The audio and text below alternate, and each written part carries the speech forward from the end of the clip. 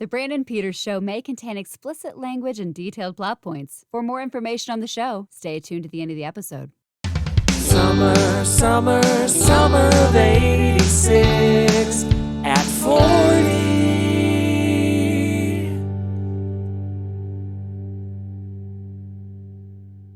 Welcome back to the Brandon Peters Show for another wonderful week of the summer of 86 at 40, a weekend-by-weekend look at the films from the summer of 1986 and the pop culture that surrounded them. Joining me today from Puck News and the Outside Scoop, which this week is the mostly our vanilla or chocolate ice cream combined on our Cold Stone with Fig Newtons, or maybe you'd like to try our other flavor, Assholes and Elbows, our chocolate ice cream mixed with cashews. It's Scott Mendelson. I feel like I've lived this moment before.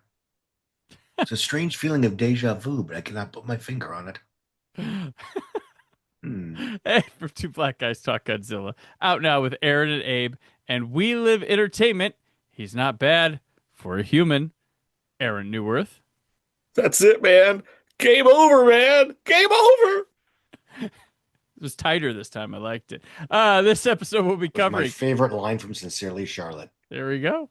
This episode will be covering the weekend that was July 18th through 20th, 1986, and we are on an express elevator to hell going down. So, if you can't tell, this is a kind of a big week for at least one movie here.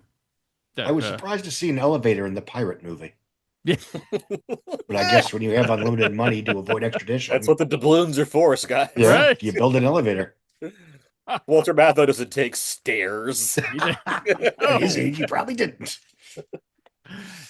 True. All right. Well, we will begin as we usually do with the news. News.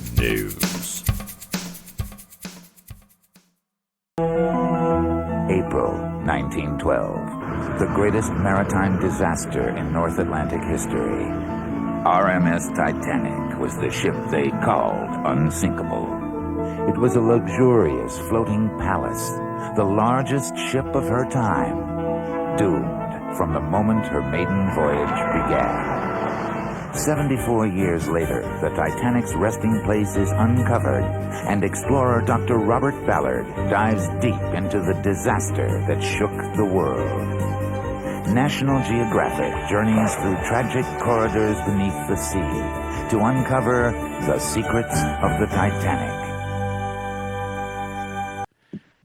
July 14th, it's a day where I have 6 news items from it, so we'll begin on this wonderful Monday. Bastille Day. Bastille Day. Motley Crue's Vince Neil begins a 30-day sentence for vehicular homicide. So,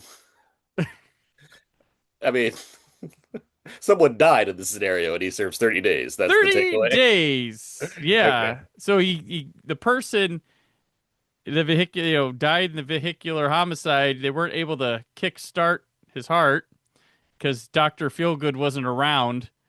But it took Vince Neil only 30 days to get home sweet home. Well, that's when they stopped.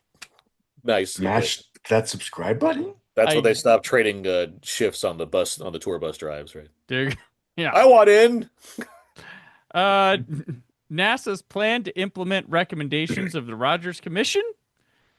There you go. Recommendation number 1.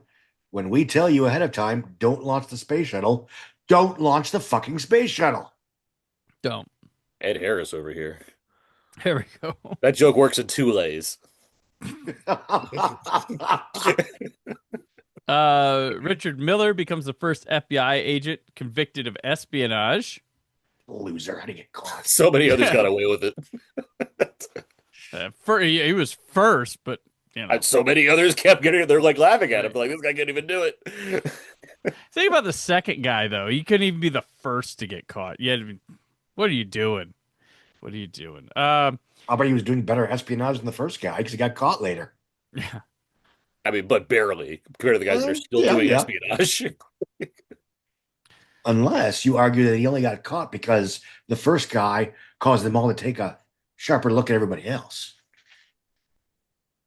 So this the second Lubbers government was formed in the Netherlands.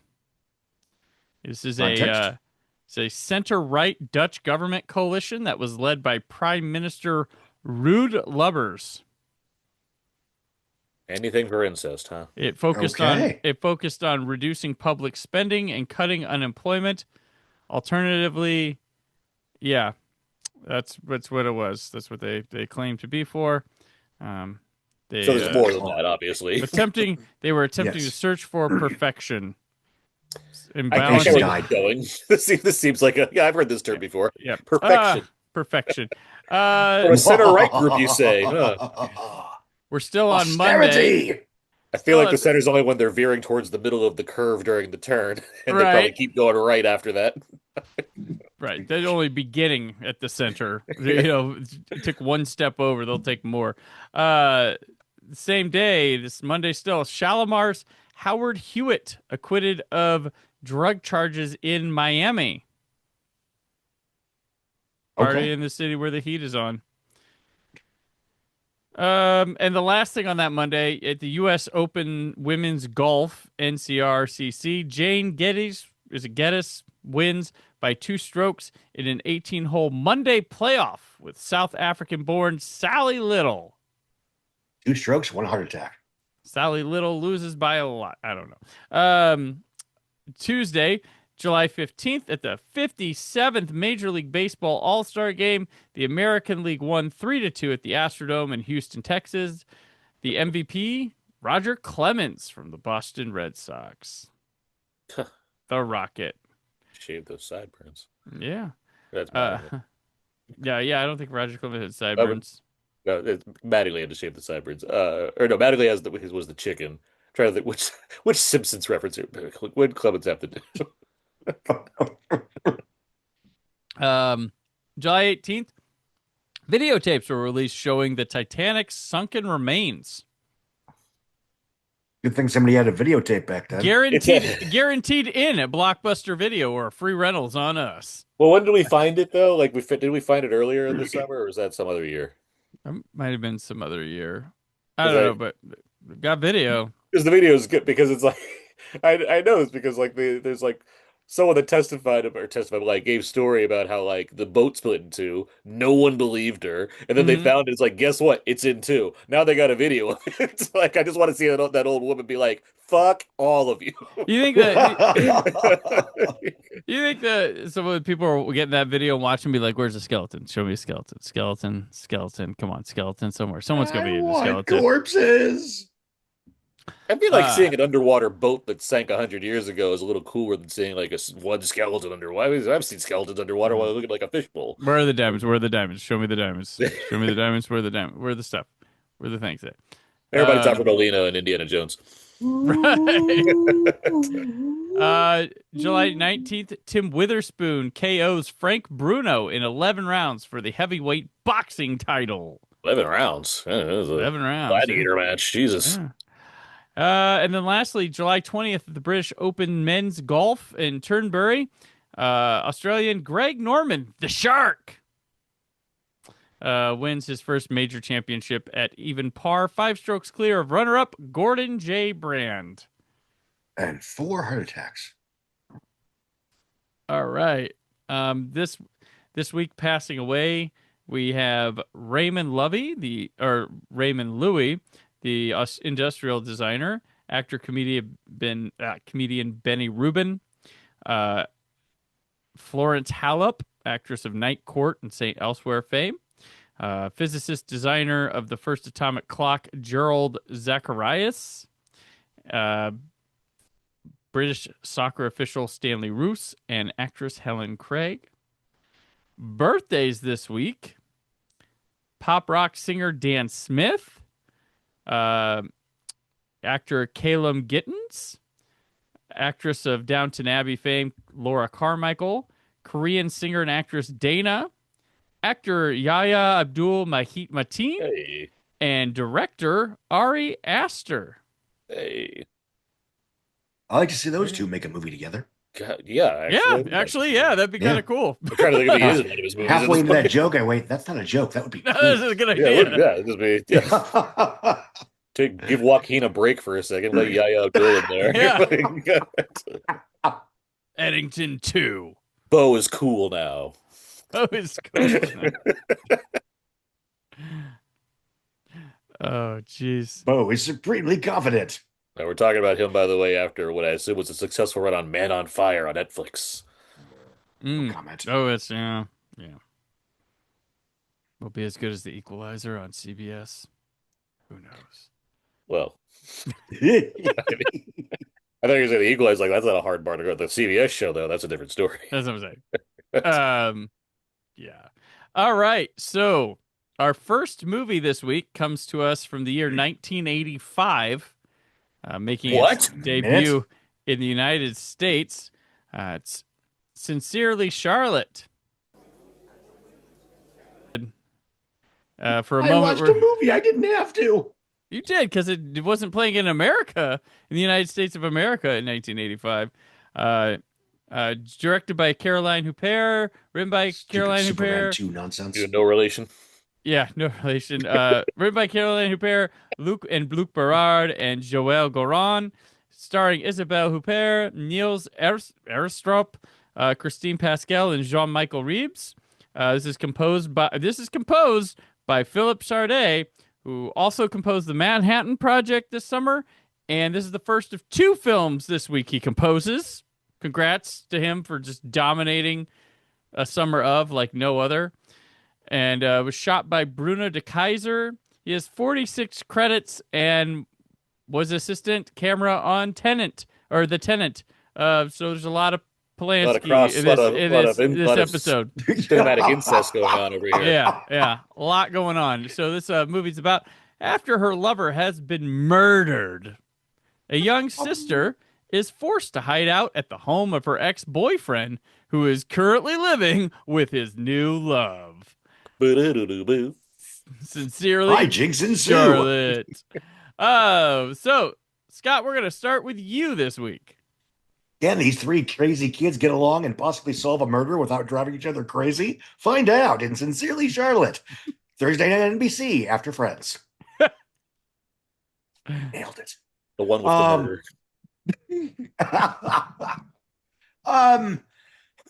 By the way, and I may BT sound dubs. stupid asking this. BT dubs.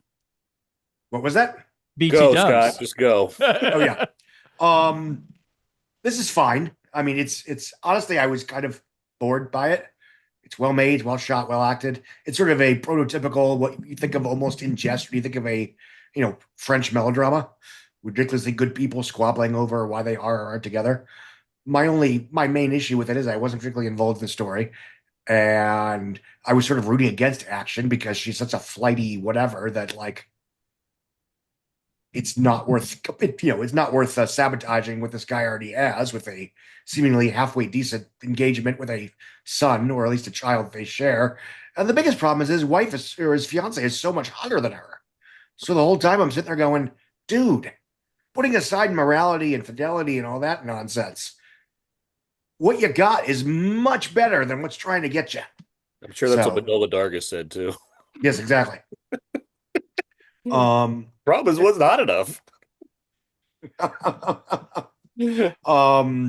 Beyond that, I don't have a ton to say about it. I mean, it's exactly a what you see is what you get type picture.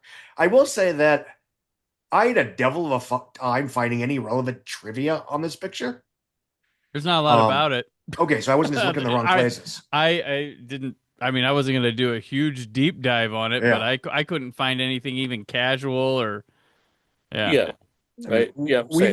We've had like schlocktastic $10 Roger Corman wishes he was this awful movies that had more voluminous IMDb and or Wikipedia pages than this film. Listeners, So anyway. the word Scott was looking for was voluptuous. God damn it. Not sure what the hell I was looking for. Another Dargis classic right there, that word. Indeed. Smash that subscribe button. Not even Eber would use that one. Writer of Beyond the Valley of the Dolls. He'd agree with me that fiance is hotter. But no, I mean, I don't have a ton to say about this because it's if you like this kind of picture as a subgenre, then I guess you'll get your money's worth, so to speak. But if you don't, this isn't a particularly good one, and there's not much else the film has to offer beyond its core concept. Um, and the fact that I can't find jack shit about this movie makes me think that that's not exactly a minority opinion, but whatever. Sincerely, Charlotte, it's whatever. It's not one of the classics. You'll probably never watch it in film school. All right. Best wishes, Scott. Aaron. I don't disagree with what Scott's saying because the story is less involving than I hoped compared to the kind of setup it has. I didn't necessarily need like an action romp or something that had more thrills in it, but like the way when you read this, I was like, okay, that sounds interesting, and then it just kind of happens. It's not particularly bad at how it happens. It's well acted. It's nice. It's just there's not really much spark there. If this was like an Olivier Assayas film, for example, there would be more bite to the dialogue, or I don't necessarily need the characters sniping at each other, but there'd be something there that like belays the tension. So there's just something going on. As it stands, it's like it feels like they had a script. It read well enough. They had good actors. They did the job. But like, there's not much else to it, and it doesn't surprise me that there's not a lot to go on this movie. It just feels like the Hoop Hairs got together and made a movie, and we're like, oh, that was fun. And they went on and made other movies. Like, there's nothing wrong with that necessarily, but in terms of like if this is supposed to stand out in any way, or if we're going to reflect on this summer and think about the international films we watched, this is not one where I'm going to be like, yeah, it's a good thing we watched Sincerely Charlie. We really took away a lot from that. Like it's fine. Brandon had to trick us into watching it anyway. I, I, I'd be Fine, curious if bullshit. like people that are more associated with these type of characters, middle-aged women perhaps or whatnot, like maybe have more to relate to or catching on in the nuances that maybe I'm just not seeing. But as it stands, I was engaged as well as it needed to be, but again, I didn't necessarily want more. Like, simplicity is not an enemy of cinema, but like even for minimalist cinema, there's just not a ton here that I was like looking forward to celebrating in terms of talking about this film. It's competent, but unmemorable. I guess I enjoyed this one more than the two of you, not by a whole lot, but I wasn't mad about what I saw and kind of enjoyed. I think it starts out terrific and Yeah, like gets you agree. hooked in, and it Yeah, has some picks ups in the middle and stuff. But overall, like It ends well too. yeah. yeah, it's really good ending. Yeah. I think it's all there. Maybe a better cut of the movie helps it out, but uh, my thing was like this felt like, and this is maybe why I liked it a little more. I was feeling like the Pierre LeFou from uh, Godard. Uh-huh. This was like the version of that if it went through a studio system and Sure. they Yes. all made their notes and were very concerned about it catching with the general audience best it could. That's what this version is. And I'm sure this was more of an independent film and didn't have a lot of interference, but like this feels like let too many cooks and trying to make it very, that movie serviceable. I like And that. If they went to Godard and said, cut out all the weirdness, and he's like, yep, okay. And then he made like his version of David Lynch's The Straight Story. right, It's just yeah, like yeah. it's just a plain movie. Cut out You're all the saying you weirdness. enjoyed Even this. even the straight story like has stuff. Yes. Yeah. So this is like It's like, nothing. yeah, this Yeah. like So this is the explain love everything. conquers all cut of Sincerely Charlotte. Right. Right. So this is what it kind of felt to me because I'm like, there's aspects here of something that could be memorable and a cult classic or something like that, but like it's all kind of flat and a lot of it a lot of it starts interestingly and I mean there's some decent like suspense in here and stuff that happens, but like nothing builds on anything or really goes anywhere too interesting, and you kind of sit there wondering, I mean, what this guy's doing a little bit of it, but you go with it, but I don't know. There is the makings of there's talent here. I think it's just the more abstract this could have been, the better. I think might have helped it. Um, watch Criterion or Vinegar Syndrome next month launch like a super deluxe version of this movie. That's like Somebody's gonna put it up. all these Someone's gonna amazing grab it. interviews, and people are like, "This is just an underrated gem from the Who pairs. No one ever Well, talks shoot. about this, but me, Guillermo del Toro, and me, Francis Ford Coppola have a lot to say about this movie." And they like don't dive into There Oh. was a movie that was until we got stumped this year with that one movie, Hard Choices in week Uh-huh. 2. Yeah. The hardest movie to find for any of these Summer of series was this Death Wish knockoff for fuck, we're It's an 82 we're movie. we're talking about we're talking about aliens and from Alien 1 Dallas, what's his name? Scarrett. Tom Skerritt's Death Wish. And Scott and I were quite underwhelmed. It was a very off-color movie, and then like a couple years ago, Arrow put it out on like Blu-ray, and people were like, "Oh yeah," I'm like, "Oh, this thing," because that thing it was only ever released after theaters on VHS in the UK. That was it. I get it. And I found someone who was willing to trade a couple things to get me a copy to see for Scott and I, and like, yeah, we were both like, yeah, and we are like, that kind of is tone deaf in a lot of ways. I called it tone deaf Wish, but yeah, but this could be something like that. But this is better than that movie. But I could see, yeah, if Criterion picked this up, it's an instant classic. Just watch with It's people. yeah. That Scarrett thing you're talking about. I know that. That's like now when you people like, "Oh my God, Soldier or Lost in Space." I was there, Classics. you fucking losers. Classics. Yeah. This is not a criticism because it made me laugh. You referred to them as like, appealing to middle-aged women, and both of the women in this are 33. Yeah. Shockingly, the one that I was lusting after the entire time, she died at the age of 42 in 1996. Oh, I don't know wow. why. Oh well. Damn. Whew. Well, speaking of women, Rest in peace, Christine Pascal. all right.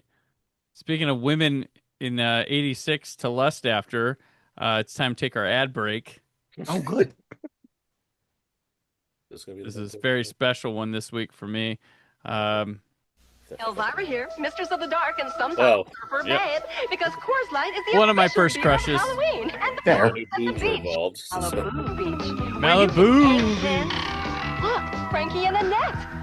And of course, when it's time to chill, that cooler Coors Light. Aged There we like go. gold, never frozen stiff. It's the right Frankenstein beer now known for using Halloween. nets. Just look for the silver Wait, who's the guy in the lights red? And dig up your friends now for a party at the beach. Mask of the Red Death. I don't know. I don't know, like who I is feel like we need to watch this again. We really need to analyze this one. Encore? What is the fucking Avengers Doomsday trailer? The dark and sometimes surfer bang. A joke that will make no Because sense when this Coors Light airs. is As the Ian official McDiarmid beer would of say, Halloween and the parties "Say at it the beach. again." Malibu Beach. Is that like the real Elvira or like someone? Yeah, that's her. Frankie and Annette. That's Cassandra. And of course, when it's time to chill, We got like a just reach doll, that like a cooler ballerina. Okay, let's focus on the red guy. Come on. All right. Yeah, guys, get this. It's the right beer now for Halloween. I guess it's like a Little Food display and dig up your satyr? friends Is he now like for a a party at the shitty beach. satyr? Happy Yeah. Halloween, dude. It's like an Is he a alien time background. traveling insidious monster? Yeah, I don't Also, know. what were they selling? Coors Light. Okay, thank you. Beer. I saw a cooler and I'm like, I guess there's something in that cooler. I just was not paying attention. I got really Elvira bad at was the red guy. Spud McKenzie was. So this is what we got in '86. Spud McKenzie selling Bud Light, Uh-huh. Elvira selling Coors Light, and Joe Piscopo is selling Miller Lite. We used to be a country, et cetera, et cetera. I love Cassandra Peterson's character Elvira.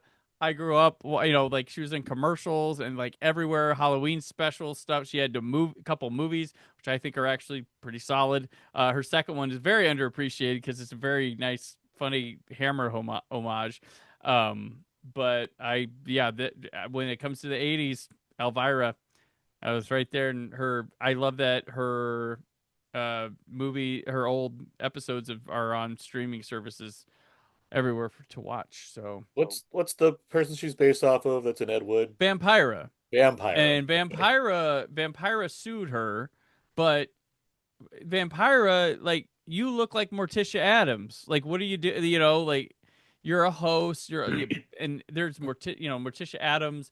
There's the Munsters, the mom from the Munsters, Yeah. and it's a look they all have, and Vampira was very angry about Elvira. Dana Gould actually, he was Vampira to Dana Gould was like Bela Lugosi to Ed Wood as they have it in the movie, because he met her and like started taking care, getting her groceries and stuff, and she bitched. He said she bitched till her day she died about Elvira taking all her thing. Who's our like modern day version of this now? A movie host?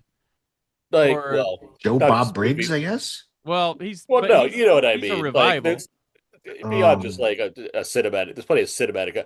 You know what I mean. Like a woman specifically that has like is trying to nail a certain kind of look that just kind of just in the public consciousness is just kind of around.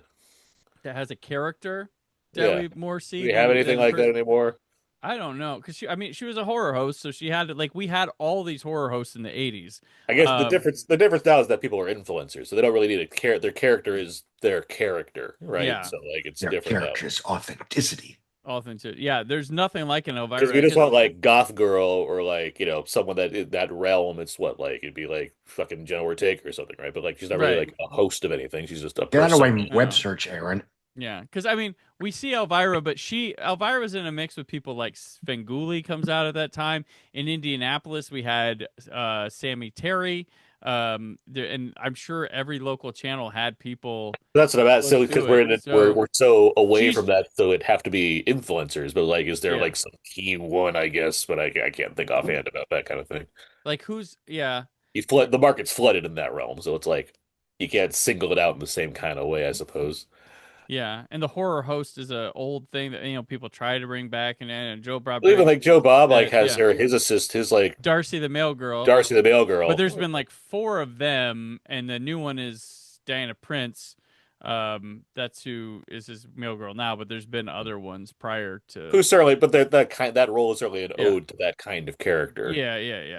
Yes. But obviously not nearly as well known. But also things are so spread out, so it doesn't really matter. Mm-hmm. Anyway, I just thought And then, I mean, to go to the 90s, Rhonda Shear, Gilbert Gottfried, Up All Night, which both of them were not playing characters, but they were doing a caricature of. Yeah, it's a bit. Yeah, they would do. So yeah, the host thing it's cool, but we don't have, everybody's got to tune in at this time, and it works and it doesn't when you do it in streaming. But yeah, no, I get you. Yeah, so perfect. He's not annoyed. Yeah, that goddamn Noid. Talking about Vampira, let's go to Vamp. Boom, there you go. Boring segue. Playing in 1,104 theaters. Vamp is a new motion picture about young love. Unusual love. Romantic love. Most of all, eternal love.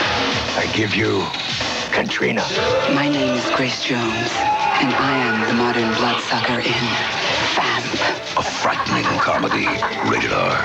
Starts Friday, July 18th at a theater near you. Directed by Richard Wank, who more so known as a writer. He wrote one of Scott and I's faves, 16 Blocks, The Real Die Hard 5, the Mechanic remake. He did Expendables 2.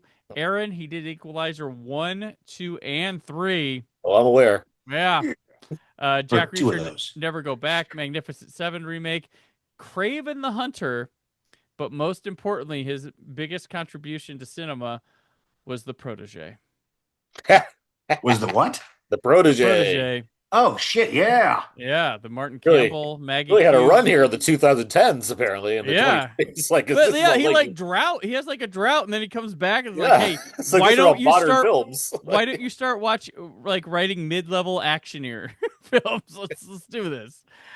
He also writes this film, and him and C.W. Kressler, based on a story by him and producer Donald Borchers, who this guy produced Children of the Corn, To Moon Junction, Highlander 2, and Leprechaun 2.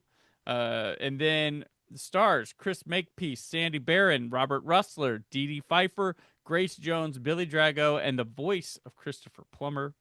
The composer is Jonathan Elias. He composes. He's on. This is a group of people that work together because he did Children of the Corn, Two Moon Junction, Tales from the Crypt. He did one episode. He did Leprechaun 2, and then he did music for 72 episodes of MTV's Celebrity Deathmatch. My God. And, yeah. Cinematographer's Elliot Davis. He does Father of the Bride Part 2, Out of Sight, which seems weird when I'm going to tell you the rest of his movies that he did, but Finding Graceland, Forces of Nature, I Am Sam, Twilight, Surfer Dude. Hey, respect, Man of Tai Chi. It's a good movie. Owes Me a Life. And Hocus Pocus 2. Ooh. Yeah. Okay. So this movie's about two fraternity pledges who travel to a sleazy bar in search of a stripper for their college friends, unaware that it's occupied by vampires. So, Aaron, tell us about Vamp.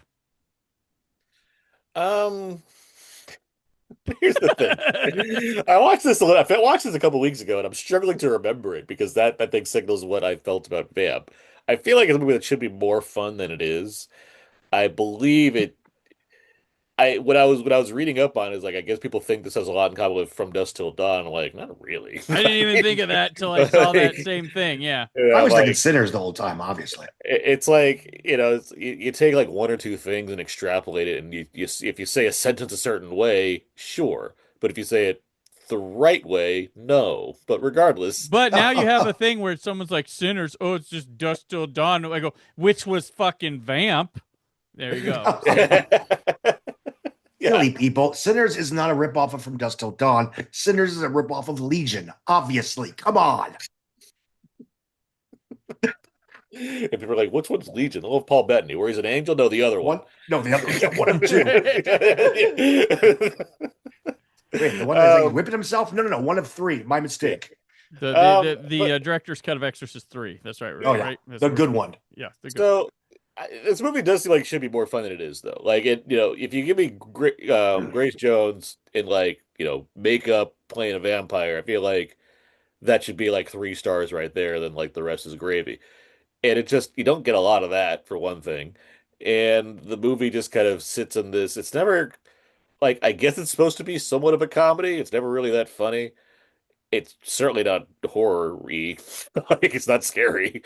The makeup work and like effect work is like there, like, but it's nothing special. Like it fits in that category of like Once Bitten and what's the other one that like it's packaged with all the time. Like these other like 80s vampire movies that. Well, there's Love at First Bite. Love at First Bite, hit. That's a hit. It's that's a better movie by default, I suppose. Yes. But like. And then like The Hunger is better than this, but like there's a lot of these like 80s vampire movies that like have a certain level of like sexuality that's supposed to get you amped up and excited because like it's vampires and there's sex and it's like but that's not always a guarantee of any kind of like not even quality but like entertainment because like watching this I'm just like I see how in the 80s this could probably appeal to certain audiences. I believe this has something of a cult following, right? People kind of yeah. No, this is but like I'm very much out of like the bracket of like trying to fit that requirement of being like, yeah, I see where the fun like I get it, but like this just didn't do a whole lot for me. I was looking this was this is one I hadn't seen, so I was looking forward to this. Even more than Sincerely Charlotte, I know. So I was hoping it would like deliver me some like, corny goods or what have you, but it just kind of like sat there. I was like, oh, all right, it's nothing. I'd rather watch some of these other schlocky 80s vampires movies than, this one, let alone, the good vampire movies from the 80s. So, yeah, not big. Wasn't huge on Vamp. All right. Scott, take a bite out of it. Touche. Pro tip, if you are thinking about watching this movie, you should Google VAMP and then accidentally add another S, hit return, and it'll come on a pretty delightful 2012 vampire comedy with Kristen Ritter and Alicia Silverstone, directed by Amy Heckerling, called Vamps. It's quite charming. Anyway, for the first maybe the first reel, I was wondering if this was going to be sort of the vampire equivalent of American Werewolf in London, just because of the setup specifically, but it wants to be. Yeah, and it's the fact that it's not sort of gets overly convoluted and lost in its own whatever. It's also one of those movies that it's interesting to watch because I imagine it's a film that back when it came out, it was like a lot of films of that era, the ideas and or ambitions were much greater than the budget. So there was a certain push pull that it's just not living up to all that it wants to be. That being said, it has such a far flung, wants to be over the top, quirky sensibility that I really wanted to like it, but I just wasn't into it after the cards were laid on the decks or laid on the table, so to speak. Once you, and again, I'm not going to say, oh, it's like From Dusk Till Dawn, because yeah, you're right, it's not. But once that reveal happens, it's like, okay, now what? And the answer is not much. And I mean, it's obviously not as good as From Dusk Till Dawn. It's better than Sinners, but whatever. Sorry. And they can't all be real, bravo. But no, this is a film that is interesting to watch in a time capsule way in terms of what they were trying to make when it's almost like they were trying to make a cult film, which is always dangerous because that almost always falls on your face because you can see the try hard nature at work, especially when you don't have a ton of money to work with. Is it's more interesting in the fact that it exists versus any of its actual artistic attributes. I'm not going to say it was some kind of vile, dreadfully dull, whatever, but beyond the core concept and the idea of, oh, they're trying to make a movie like this in the early 80s, but with far less money, talent, ambition, et cetera, as something like American Werewolf in London, there's not much to recommend beyond its existence as an artifact. Yeah, this is like you're saying, Scott. Like this is kind of with 80s horror. This goes by because horror was in vogue, despite churches being super against it. They just kept making more, and like the slashers, I guess you can put my thing to that is I always talk about what I love about the slasher movies is everybody gets no money, and you see who comes out of them, and the real talent sticks out. This is the example where the talent does not stick out too much, and I bought this many years ago because like Arrow had it on Blu-ray, and it was like I think I had like $10, and I was like, oh yeah, I'll finally check out Vamp. And I was like, huh, and then I couldn't remember whether I liked it or not going into this, and I was like, I watched it, and I was like, yeah, like I could see somebody misremembering thinking this was fun or something, like, oh yeah, it's got Grace Jones and all that, and you're like, no, and it's like lit funkily for what it is. Really bright, I think, was part of the problem, and Robert Russell's really flat in this. Like you can tell, like he had weird science and just did not take off, and it's like no surprise. I don't know. Seems like a nice guy, but he does have the one line that he stabbed himself. He's like the Formica thing. That's okay. I'll take that. That's fine. In a movie that's not landing humor, it's funny. It's trying to be a funny movie and not telling jokes. That's the weird thing. That's a good way to put it. Like I can tell it wants to be a comedy, but I'm like, it's like shot like a comedy. Like it's shot to be like humorous, but it's like nobody's telling jokes or something anything here. Like there's nothing here. There's no bits. There's no, and like that's why the Formica thing. I'm like, oh look, a joke. Like there we go. And it's really weird. Like you want to see Grace Jones as a vampire, it's like that's not that interesting either. My one thing the thought I had while I'm watching this movie, I'm like, is this the most high profile notable thing in the film career of Dee Dee Pfeiffer and her having at least a big role in something? Is this it? Is this because like she has a TV career that's okay, but in terms of movies, like I think this might be the one. Like everybody's got, well, they were in, this, and it's like this big movie, and they're this, and I'm like, this is like Dee Dee Pfeiffer's. That's how I feel when I watch like Bordello of Blood. And it's like I guess that's Angie Everhart. It's like, that's it. Dennis Miller at least had the net, right? Yeah. Yep.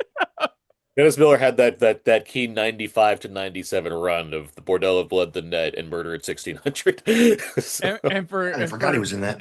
and there's like an Eastwood movie in there But somewhere. that's back too, I when we think. used to laugh. That's why he used to make us laugh. That's when he used to be a comedian. Yeah, that's the way, and that was Corey Feldman's comeback too. Talking about vampire movies. Gee, is Yeah. Bordello of Blood better than Vamp? I think it might be. Yes, default. by sheer I mean- even a distanced, checked out Dennis Leary is better than watching this movie. It's at least had a line that had me dying laughing when I saw it when I was a kid with the guy there in the pool hall, and the guy's like, "Hey," he's getting mad at him. He's like, "You want to go outside?" And he's like, "Nah, man, I don't feel like a blowjob tonight," or something like that. He's I was got a like, couple. There's like one Oh, where he's yeah. like, "That's the craziest fucking thing I bet." That's the second craziest craziest. fucking thing I've ever seen. Like, he did the job. Like he did, he got there. He did the thing He they showed wanted up. him to do. He showed up. But yeah, this movie it's like you feel like it's supposed to be Yeah. this cult. Like I'd rather watch something even lower grade. Like I enjoy. Like for I'll sure. go back to like Yeah. Terror Vision. Is better than this. You and- want like crappy schlock because it's like it's actually trying hard. It just Yeah. doesn't have the means to pull it off. Like that. This is like like a studio film trying to trick you into thinking they made schlock, and it's like, no, it's a little too clean for that. Like it's the worst example. It's like the worst kind of film where like you get like a bunch of people together for like a fun movie watching party, and you're like, guys, you can't wait to see this one, and it's a complete flop, and you're like, oh fuck me. I hyped this thing up, and everyone's disappointed. right. And apparently this was a messy fucking production too. Like apparently the director was almost like fired, and the cast had to have an uprising to keep him. And Grace Jones was a bit of a problem For a on family, set. damn it.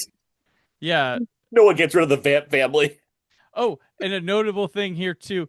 So the thing that Grace Jones is on at the beginning, like the chair, the like body cast thing, was a body cast of Dolph Lundgren. That so makes sense. there you go. So there's that. Just his penis. Indeed. Yeah. But you know what? I'd They rather called it the Punisher. He did. Oh, What would you rather do? You know what people would rather do than vamp an 86? Stay home and watch TV. Fair.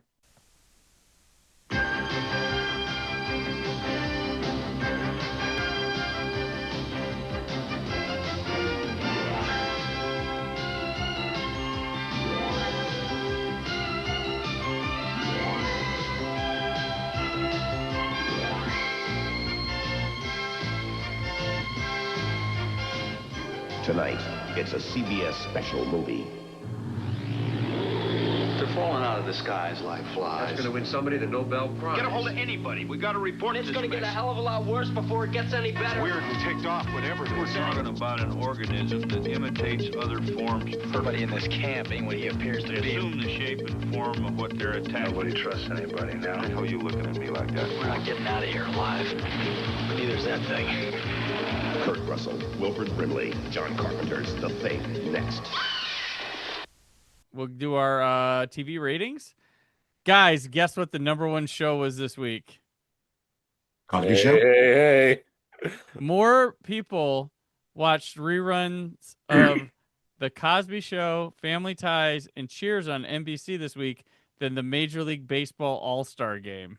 Wow. Which was 4th. It did edge out Night Court repeat, so Night Court is like, pick up your game, man. We're all doing fuck this. you, Clemens. We're all doing this on Thursday night, and you're just the weak leak here. Golden Girls NBC rerun, also number 6. Murder, She Wrote rerun on CBS, number 7. Number 8, a new episode of Me and Mrs. C on NBC. And number 9, we have a TV movie placed here called One Cooks, the Other Doesn't. This one is... Okay. Yeah, this one is from... it was on CBS on Sunday night. It's from 1983. Starred Suzanne Pleshette, Joseph Bologna, Rosanna Arquette, Elise Beasley, and Carl Franklin. Yeah. And then Carl okay. Yeah. The 10th, number 10 was the Major League Baseball All-Star pregame show. On July 17th of this week, The 13th daytime Emmys happened, where Susan Lucci lost for the 7th time because she's a fucking loser. Wait, hold on a second here. The 13th Emmys? Daytime Emmys. So she loses at every other Emmy ceremony. Apparently. Awesome. That's even worse than I figured. You know what happened? She won it, and no one talks about Susan Lucci anymore. I'll say this, since we're on the topic. Why does anyone know who Susan Lucci is? Because she's a loser. That's why we all know who she is. I'll say this since Susan Lucci rarely comes up in any conversation. That movie Outcome that's on Apple from Jonah Hill. That's terrible. Yeah. She and Martin Scorsese are the highlights of that movie by far. She comes in as Keanu Reeves' mother late in the film, or like in the middle of the movie, and like there's a good performance of Susan Lucci. She's funny for one thing. For a movie that's a comedy that has no jokes in it, she's actually being funny. So there's one thing. But good for her. She's out of all the A-list talent they have in that movie, and believe me, there's a lot of A-list talent in that film. Yeah. Daytime Emmy winner Susan Lucci outshines all of them. So there you go. I remember we talked. I think that was a news item in summer of '93. We had her losing. She won. She won her Emmy. No, she didn't win. She lost. She lost her Emmy. Okay. She doesn't win her Emmy till like the late '90s, right? Ooh. Okay. I think that okay. Amy Adams of daytime soaps. Yeah, that's I'm sure what Amy Adams thinks of. Yeah. Susan Lucci won her Emmy in 1999. Great year. Perfect time for it. Yes. She was a real blast from the past, I'm sure. Gotcha. The movies on television this week, we have 3 of them. Okay, here we go. On Friday night on CBS, this is the first time a movie we talked on the Summer of series shows up as a TV movie. On Friday, on what channel? CBS. Does anybody want to guess what that one is? So it's from 1982, because a 93 movie isn't going to show up as a TV movie. Poltergeist? No. This, I can't believe, was on fucking TV on CBS. What was that? Poltergeist? Okay. The Thing? I cannot. Yes. Okay, you're right. I can't believe they showed it on. Was it like That's a hell half of an edit. hour? They really panned and scanned the fuck out of that one. Is it a half hour long? Like, what happened to the doctor? I couldn't even tell he died. Like, he just seems like he didn't have a hand at one point. Oh, that dog just disappeared. The dog's got all. What do you even throw dynamite at? Yeah. Kurt Russell just seems like a terrorist in this movie. He's just bombing everything for no reason. What does that mean? Oh, you too. He likes you too. I don't know. I don't know. Saturday on CBS, they showed a Mel Brooks movie. Young Frankenstein. Nope. High Anxiety. High Anxiety. Yep, from 1977. Ooh.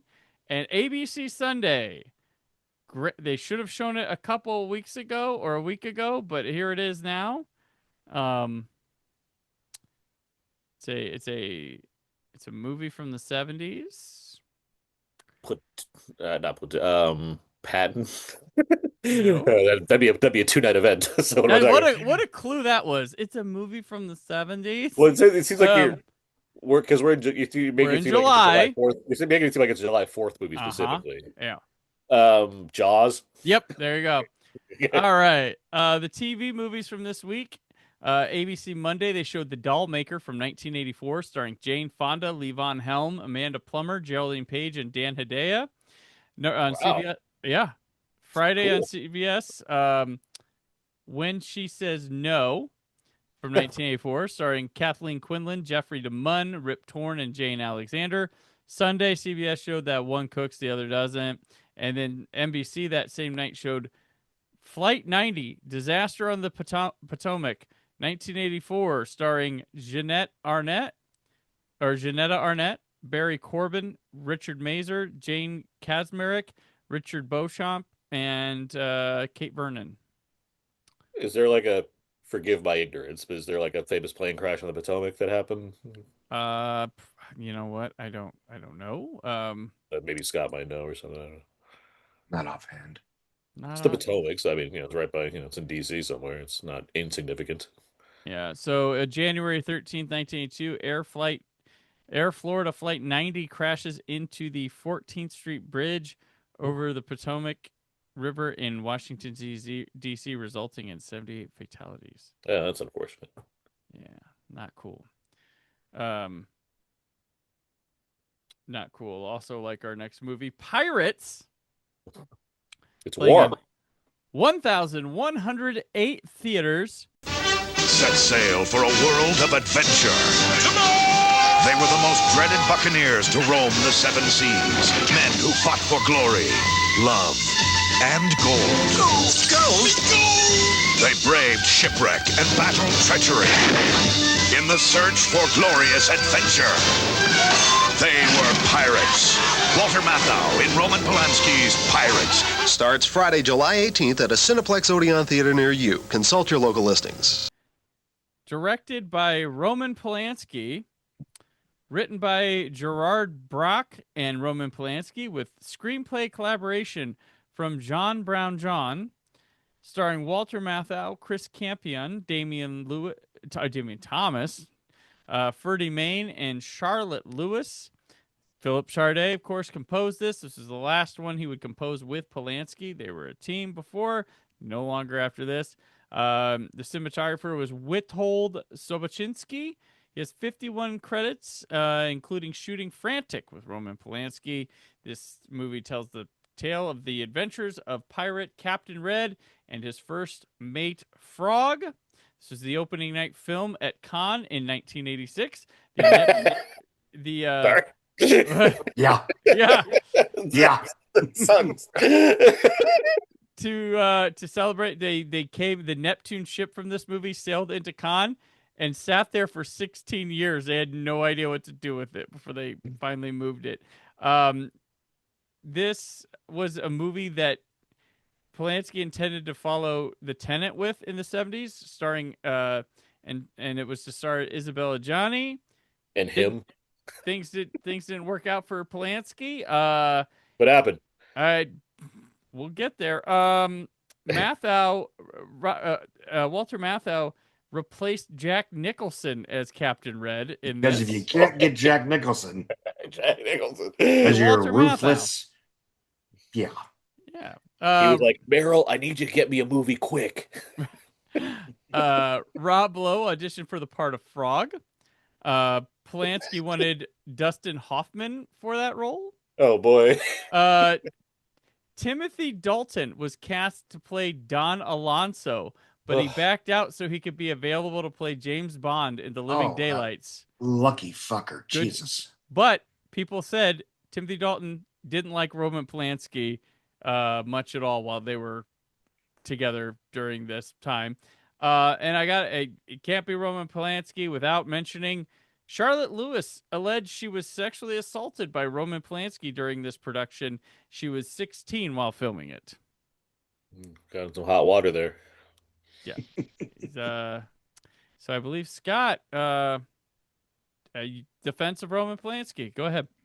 Oh, the money's on the screen. That was actually my first thought. I had some vague idea of the history of this picture. I didn't realize it was as much of, I say, not in a legally binding sense, basically a stalling tactic to keep him out of jail and keep him busy and out of America and working in a place where there wouldn't be extradition treaties and all that fun shit. The water. Yeah, the water.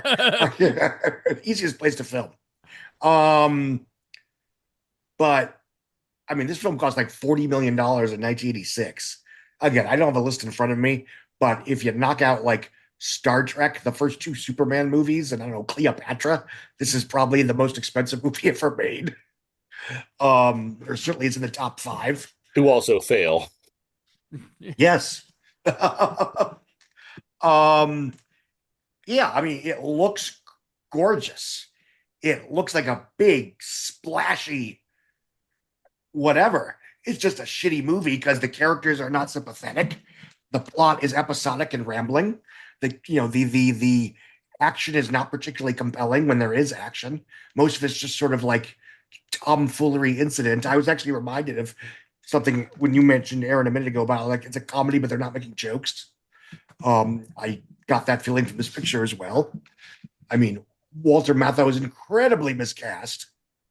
And I think he knew it too. And Returning summer of star Walter Matthau. yes, exactly. If you love Dennis the Menace, Yeah. He has jokes. He's Yeah. funnier than the Menace. Yes. I mean, with This the movie could have used caveat, Christopher Lloyd as that character, as Switchblade Switchblade. Yes. Sam should have been Switchblade in this Sam and movie. Pirates would have been fucking killer. That would have been good. What a... I'd buy it I as mean- an origin story. with the caveat that I have always enjoyed Cutthroat Island, Oh. I can certainly see. Haha, Yeah. Aaron, that's 2 against 1 in this episode. Loser. Enjoy Franklin Gillis' little arms walking around. I'm so evil. Yes. After this shit the bed commercially, and after a decade later, Cutthroat Island bankrupts a studio, I can see why everybody was scared shitless over Pirates of the Caribbean up until you first started seeing footage from it. They had star Johnny Depp. Exactly. Right? And box office dynamo Jeffrey Rush. Sex That's me. appeal. I That's think what he's they were delightful, but- selling. Jeffrey Yeah, exactly. Rush, sex appeal. They had the 7th lead from Lord of the Rings. Yes. Who by the end of the Two Towers would be the 3rd or 4th most popular. And Jonathan Pryce let you know they were serious about doing a good film. Anyway, jokes aside, the director of The Mexican. yes, exactly. I mean, to be fair, he did direct Mouse Hunt, which is fucking awesome. Yeah, but he's coming off of The Mexican. So there. We're really bad mouthing how amazing Pirates of the Caribbean was. Well, no, and that's sort of like the It really joke is is a that recipe for disaster how the that, fuck like, did this works. turn out so good and so popular? And we've talked about that many times before. On But 5 commentaries, yes. yes, Pirates. I will say this about Pirates. Nice thing about Pirates, Roman Polanski's Pirates. It is better than at least one of the Pirates of the Caribbean movies. And you could probably guess which one I'm talking about. And even then, that's debatable. That's a coin you don't want to flip. Yeah, yeah. I'd watch Vamp.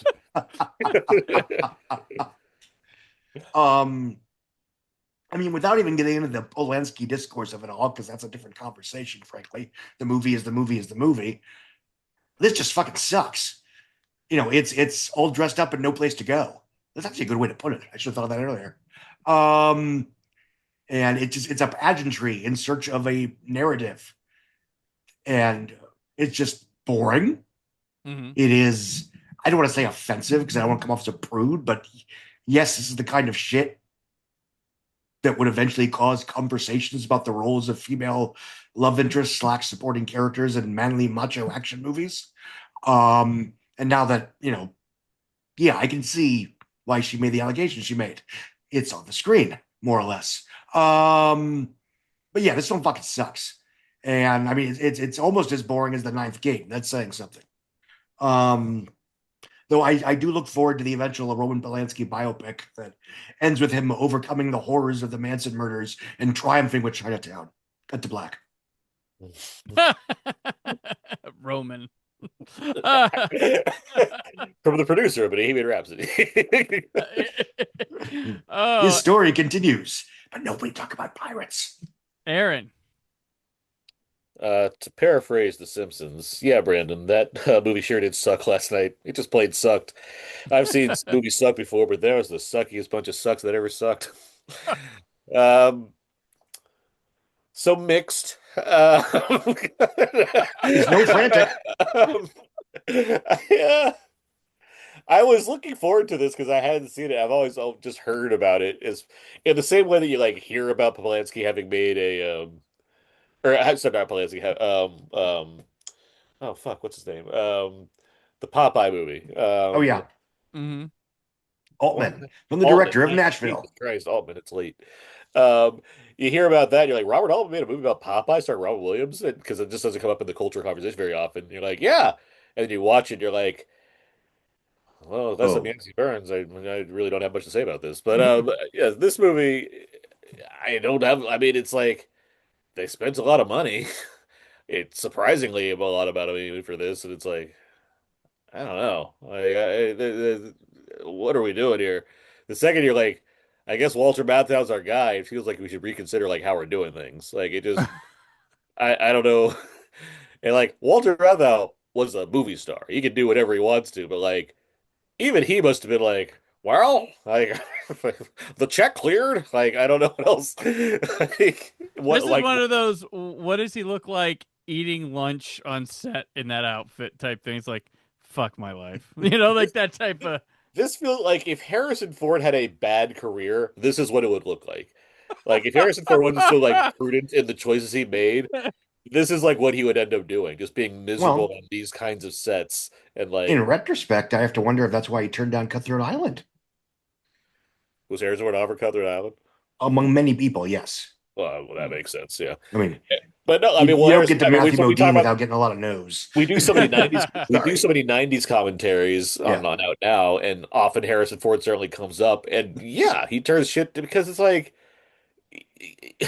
being a movie star, being in this kind of thing. Like pirates movies need like I feel like the ingredient for them is character actors. Like that seems like the way to get things going. Like when you have Johnny Depp and Jeffrey, you have guys that can be like zany and weird and do this kind of thing. When you have like these, it's not we're not in the 30s or the 40s where you can get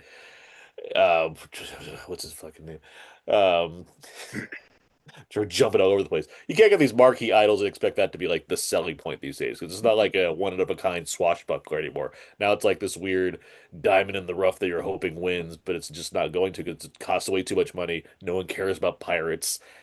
There's just nothing here, and the story is so. You said episodic, and it's like I don't know what the lower tier is of episodic, but that would be what it is. It's like beyond just episodic. It's more like it starts kinda, then stops, and you're like, now we're resetting and doing something else. And like, why? Let me just end this. No, there's for a Pirates movie, it's so boring. Like there's so little happening that like got me ever engaged, even from like the basic trope aspect of pirates of just like the movie starts and it already feels like a disaster. We're just stuck on an island. All right. And like eventually a boat comes and it's like, okay, now what? Like, oh, okay, Walter Matthau's stumbling around here now. It's just so uneventful and sad. And you just have to wonder, like, because Polanski's coming. Is he coming out? Is the Tenant before this? Is that the exact previous? I think That's gotta be earlier though, right? There's Test. He must have a few movies before this. Before that. Test was 79. Yeah, this is it. This is because he has like 7 years off. And this is his next movie. Test was his last movie. This is an intriguing choice for him to be like, look, I'm cool. I'm still cool. Like, I made this. Yeah, The Tenant was 76. And his next That's what I thought. Yeah, this is a while ago. His next one was supposed to be this. Then he does Test. And then, yeah. And then he follows this up with Frantic, which by default would probably be Harrison Ford. Yeah, with Harrison Ford as one of his more quote unquote commercial pictures up until accidentally The Pianist, which becomes a sensation, relatively speaking. Mm-hmm. Anyway. Yeah, bad. Your turn. Yeah. My turn. Oh man.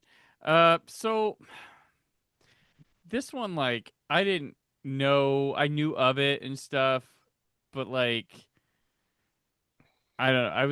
I was looking forward to checking this out, and it's like no one could have prepared me for like how bad it actually is. Like, it starts out like, okay, this is kind of cute, and then we get on the boat. I'm like, and at one point I was like, is this whole thing going to take place on the pirate ship? That's kind of neat if they can pull that off. No, and I don't know that I would want that. It's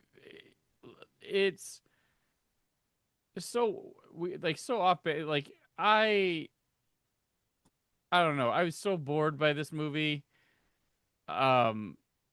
There's stuff to try to make it interesting. It doesn't. Like, I feel like during this, there's like this whole period up to Pirates of the Caribbean where people are trying to make like a pirate movie, and none of them either hit with audiences or they just suck ass. Like, Scott, do you think this is better than 1982's The Pirate movie that we covered? Oh, fuck.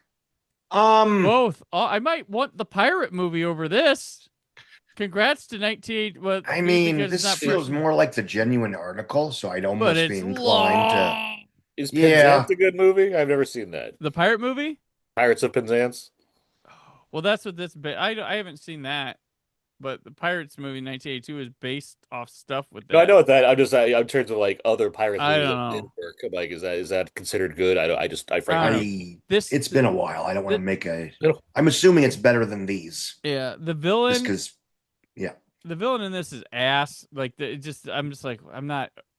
I don't know. It wasn't doing it. It's just everybody wandering around and shit. Like I don't know. And then Chris Campion, not good. Like I think what this movie is trying to be, and it would need it to at least be somewhat more tolerable, is like it's missing like Terry Gilliam or an Australian eye, like maybe behind the camera, even director, like a George Miller or somebody. I mean, I don't disagree, but it's like it's not like Polanski's a plain director either. Like he could do something. In this case, it needs weird, and Polanski doesn't have that with the off the sea stuff that I'm just not seeing. Like, I mean, it was like he failed. Like I agree. It's like I'm just like if you told me Polanski was making a pirate movie, I'd be like, that sounds intriguing to me. I do think he has it in him to do something that's weird. Yeah. He just didn't do it here.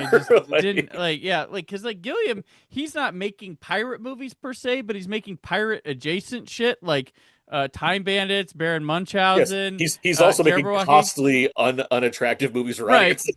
Yes. Well, one of those was a hit. One of those did fine. A couple of them are but yeah. like But for my enjoyment watching it here in 2026, like this is just ain't it. Like it's not. I hear you. I just like. I don't understand why we don't talk more about this being horrendous. Like this, because that would require you to watch it. Right, but this, like we talk about disasters. I mean, Heaven's Gate gets held up and blah blah blah, but this is fucking way worse than Heaven's Gate. Oh yeah, way worse. And Heaven's Gate ain't bad. It's long, but it's not. It's all right. But this is fucking awful. And like you're telling me, and this spent a whole fuckload of money on an auteur doing something, and it is garbage. There are good takeaways from Heaven's Gate. You can talk about that. This thing should be the poster child for shit. I don't know what to say about this movie that I'm like, this is like Math House sucks. Like it is not good. There's nothing like the sets look nice. The costumes got it. There you go. Congrats. They're on water sometimes. To my recollection, when I was reading about the biggest bombs of all time, like in the 90s, this did come up in that list. You're right. It was never talked about with the same infamy as Heaven's Gate. Yeah. Though honestly, I think the fact that people kept tagging the latest would-be doomed Kevin Costner movie, whether that film failed or not, with Kevin's Gate over and over again, right? Kind of almost in a weird way kept Heaven's Gate in the vocabulary. Yeah. No, I mean that one did turn the tide for filmmaking, and it lent it more. That's a whole. There's a lot of variables here. Where like to suits than it did auteurs, but I mean the nature of Polanski at that time, I think, also outweighs the film. So it's like that's another thing where where the other one, a studio's gone because of it. So it's like, that's true. Yeah. The studio's gone, and filmmakers are like, I guess we have less control now. Right. But man, this thing sucks. I don't really have anything to like. I struggled to. I was like, good fucking lord, like it was like crawling to get. This is a real. You can't always get what you want. Kind of me, like my smile, like going from to just deep frown as it kept going. And I'm like, wow, this not even on like a cursory like interest level was I getting engaged by this. I just was like, oh, this. I did not need to set aside time to watch this as intently as I think the movie wanted. You know what's a good fucking pirate movie? Muppet Treasure Island. Yeah. You know what's a bad pirate movie? This. You know what the good thing is about this movie? It's in English, and I speak English and understand English fluently. So, like, if I needed to check something on my phone during this, I wasn't missing anything. Unlike Sincerely Charlotte, you're right. Yeah. Unlike Sincerely Charlotte. Sincerely Charlotte is shorter. I enjoyed Sincerely Charlotte. I did not enjoy this. I didn't get much out of it, but it certainly wasn't torture. No. This was like, wow. This is so bad. Like this You are right, Brandon. I mean, in the fact that yes, people used to talk about it in the 80s and 90s, but watching it and sort of doing a little bit of whatever research. Like, you're right. This should be talked about at least as much as Ishtar, which at least is somewhat entertaining. Yeah. Ishtar's a good movie. It's not bad. It just costs too much. Yeah. That's what we used to get. Like, I think we're past it now for the most part, but back in the day, like, box office equaled how quality of a movie was. Like, it seemed to seep its way through the lexicon of like, oh, it bombed, so it's not that great. It's like, no, people just didn't go see it. Well, because there's less options back then. So when something with that certainly was high profile bombs for reasons, because people, it's not only do people, some people not want to see it, people that did see it told other people not to go see it. So, right. I would argue, and I come at this from an anecdotal level. I still will deal with that crap in terms of having to explain to people that just because I'm saying this movie tanked does not mean that I am attacking your children. Yeah. Well, it's like the reverse now in weird way. I don't know. This is a different conversation. Yeah, it's a whole other conversation. Something like Ishtar, because like Warren Beatty doesn't like make a lot of movies, so like it's notable when like one, it's not an instant classic like many of his movies were, and two, it notably cost a lot of money. It stars one of the other more famous people on the A list of Hollywood prestige actors, and that neither of them are delivering up to a certain standard. The guy who made Reds made this. Yeah, like it's like whoa. Suddenly, it sticks out. So. And it's a woman director. Oh my goodness. Jail forever. Okay. Pretty much. I mean, yeah, that's what happened. Well, that's why Polanski made this film, because he was trying to avoid that. Yeah. He didn't shake off the cobwebs enough to make, better choices. Right. Yeah, we'll make a good choice and move on. Pirate movie sucks. And meanwhile, Jack Nicholson's laughing all the way to the bank next week with the movie we talk about then. Yes.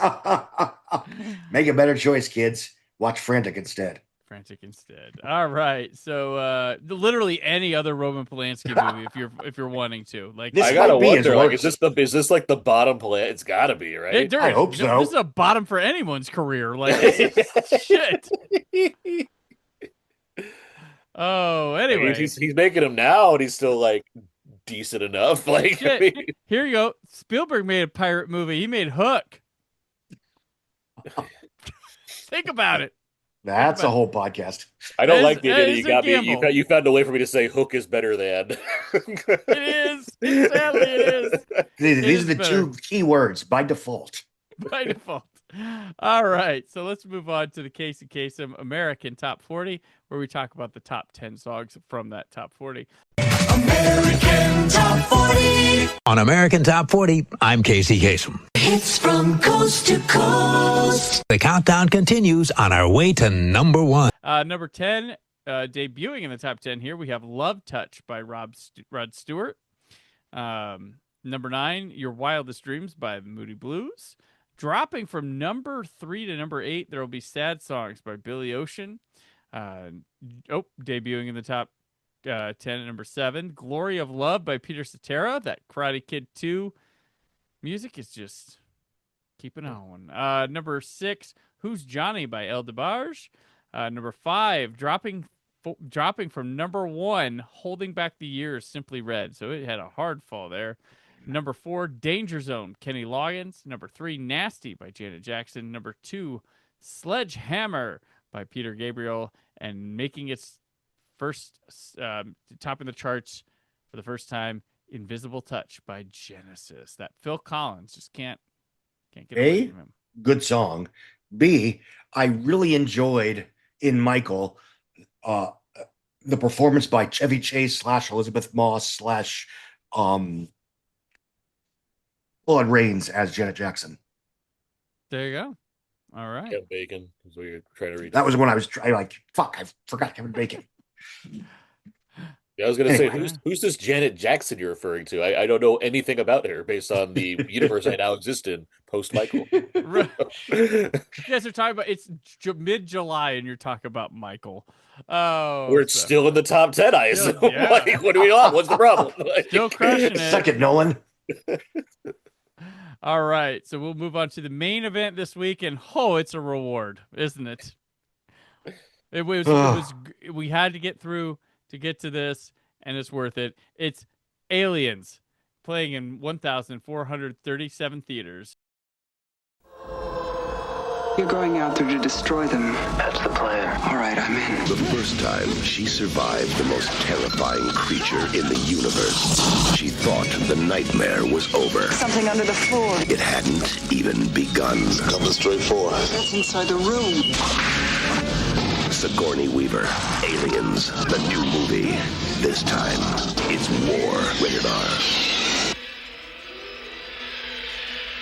Directed by James Cameron, written by James Cameron on a story by James Cameron, David Giler, Walter Hill, based on characters by Dan O'Bannon and Ronald Shusett, starring Sigourney Weaver, Michael Biehn, Paul Reiser, Bill Paxton, Jeanette Goldstein, Lance Henriksen, Carrie Henn, Mark Rolston, and Al Matthews as Sergeant Apone. This is composed by the legendary James Horner. Cinematography by Adrian Biddle. First movie as a DP. Goes on to Princess Bride, Willow, Thelma and Louise, 1492 Conquest of Paradise, City Slickers 2, Judge Dredd, Scott's Fave, Event Horizon, The Mummy, and Mummy Returns, The World Is Not Enough. Which a funny thing, Biddle was a assistant camera on Her Majesty's Secret Service, and then shoots World's Not Enough. Does another one for Scott, Shanghai Nights. Does V for Vendetta. That's another one for all of us. Come on. And then Aaron said the one for him was Holy Man. Boy, really hit me there. All right. Holy Man. Holy God. Man. So decades after surviving the Nostromo incident, Ellen Ripley is sent out to reestablish contact with a terraforming colony, but finds herself battling the alien queen and her offspring. Aaron, the floor is yours for Aliens. You wore the wrong shirt. I had a masking tape S and then it fell off. There's a dollar sign. It's funny how we talk about like the Pirates being like the worst, because this is, like we now moved on to like one of the best movies ever like made. Like, so it's like what a bounce. They came out the same week. Yeah. It's What it's not like, for one thing, as long as you watch them in the right order, what a great double feature that is. for one thing, if you want to hear more of Brandon and I and others talking about aliens, we have a commentary track for it. Like, you can hear it out now, search it, you'll find plenty of things to tell you about aliens. So like finding something new. I was watching it, and I watched the theatrical cut for this version just because mine it's theatrical. Theaters at this time, I was watching the version that came out in theaters. Because we don't have the internet back then, you got to think like I'm sure like people were somewhat aware of like what's going into this movie or whatnot, but nowadays you'd be like, hold on, if it was like the same circumstances and you're like, they're making a sequel, like a 7-year later sequel to Alien, which ruled, and they're bringing on the guy that directed the fucking Terminator, and it's going to star Sigourney Weaver again, and they have Michael Biehn from this sounds amazing. Like, I'd be so hyped for this movie, like based on like the pedigree that they got to. Like, it's like, well, they didn't get back really. Who'd they get instead? The guy that did Terminator. What? Like, it's insanity. Like And I know this was like a tough shoot that like all Cameron movies are. This is not an easy shoot for anybody. And like, Cameron didn't understand the union rules were different overseas and he was running into conflict. It's a mix of that and then just attitudes.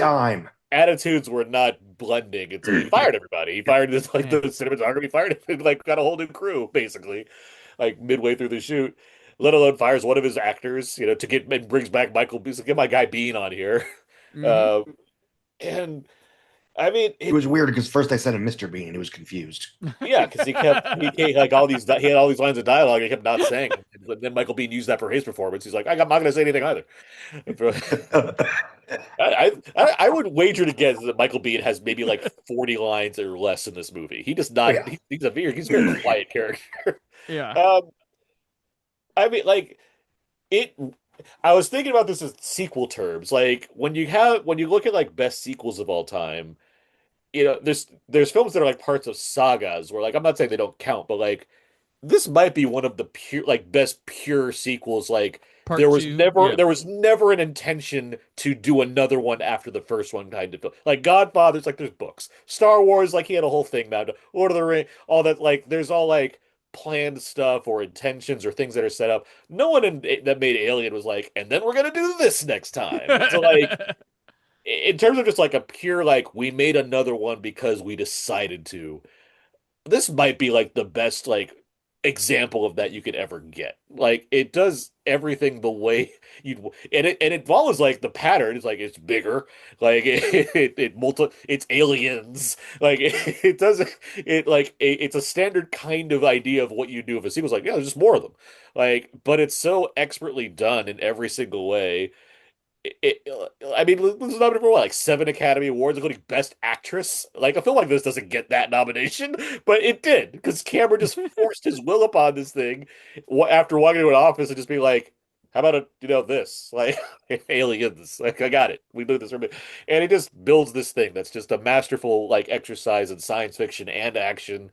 The the notion of like you have this one film that's one of these things is the fucking deadliest, scariest thing you've ever encountered, and he's like, we're gonna have a ton of them. Where they're gonna be every like, how do we find? Well, we'll have like Marine guys, whatever. They'll do their thing and they'll shoot stuff.